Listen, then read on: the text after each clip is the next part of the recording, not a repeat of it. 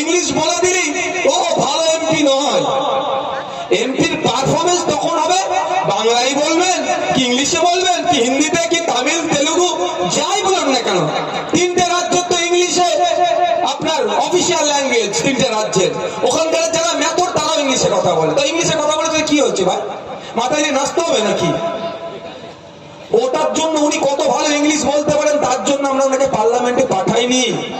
উনি কত ভালো কৃষ্ণনগরের মানুষের হয়ে কথা বলেছেন বলবেন তার জন্য পার্লামেন্টে আমরা পাঠিয়েছিলাম, কিন্তু তিনি ব্যর্থ হয়েছেন।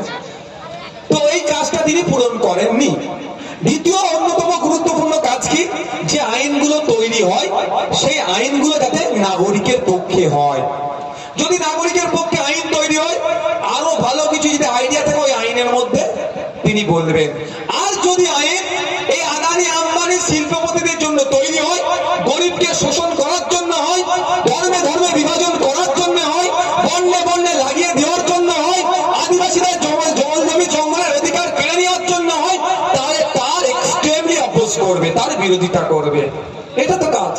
কিন্তু বলুন, যখন কৃষকদের বিরুদ্ধে আইন পাশ হলো পার্লামেন্টে, তখন মহুয়া মিত্র মহাশয়ের কি ভূমিকা ছিল? নীরব দর্শকের ভূমিকা পালন করেছে।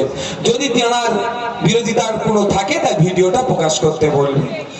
যখন এই ড্রাইভারদের, যারা ট্রাক চালায় বাস চালায়, যারা ড্রাইভার, তাদের বিরুদ্ধে একটা কেন্দ্রের বিল পাস হয়েছে, আন্দোলন করছিল কি তারা নাকি অ্যাক্সিডেন্ট করলে 10 বছর না কতদিন জেল হয়ে যাবে।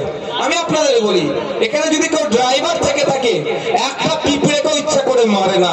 এই ধরনের ঘটনা ঘটেছে, ছাগল হাইওয়েতে উঠে গেছে বা কোনো রাস্তায় উঠেছে বা কুকুর উঠেছে, গরু উঠেছে, তাকে বাঁচাবার জন্য গাড়ি পাল্টি করে ড্রাইভার মারা গিয়েছে। তাহলে ড্রাইভারদের বিপক্ষে বিজেপি সরকার যখন বিল নিয়ে এসেছিল, মহুয়া মিত্র মহাশয়ের কি কাজ ছিল?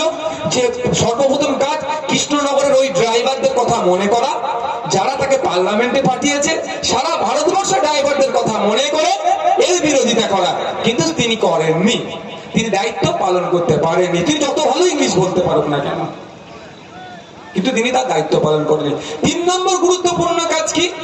ইউনিক আইডিয়া থাকলে, যেটা হয়তো শাসকের নাই বা কারো নয়, তেনাকে শেয়ার করা হয়নি। এনার ইউনিক আইডিয়া আছে কি বলতে পারবো না, কিন্তু আমাদেরও ক্ষুদ্র হলো আছে।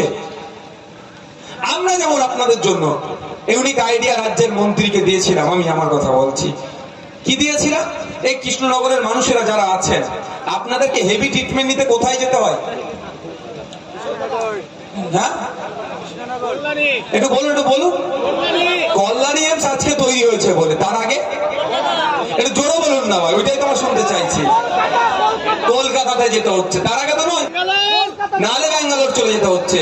তো প্রশ্ন এখানে, কিন্তু কলকাতায় কল্যাণী এমস হওয়ার আগে পর্যন্ত বলুন, কলকাতায় যারা এখন অনেকে যায়, কল্যাণী এমস অনেকের বেড পায় না বা ফুল ফ্লেজ এখনো চালু হয়নি, কিন্তু কলকাতায় এখান থেকে নাকাশিপাড়ার একজন কৃষক, একজন ভ্যান চালক কলকাতায় তার পরিবারকে নিয়ে ট্রিটমেন্ট করতে গেলে ওই দিন মাঠে যাওয়া বন্ধ, ওই দিন ভ্যান চালানো বন্ধ, ওই দিন চায়ের ঘুমটি ছিল সেটা বন্ধ। এক কথায় তার রোজটা ওই দিনকে বন্ধ হচ্ছে, কলকাতায় যেতে হচ্ছে। এখান থেকে কলকাতা যেতে গেলে গাড়ি ভাড়া লাগছে, 1 নম্বর। 2 নম্বর গাড়ি ভাড়া লাগছে। 3 নম্বর, কলকাতায় গেলে আপনার পেশেন্টের এমার্জেন্সি, আপনি কি বলছেন, ডাক্তার বললে এক্ষুনি ভর্তি করতে হবে, বেড নাই, হয় না সমস্যা?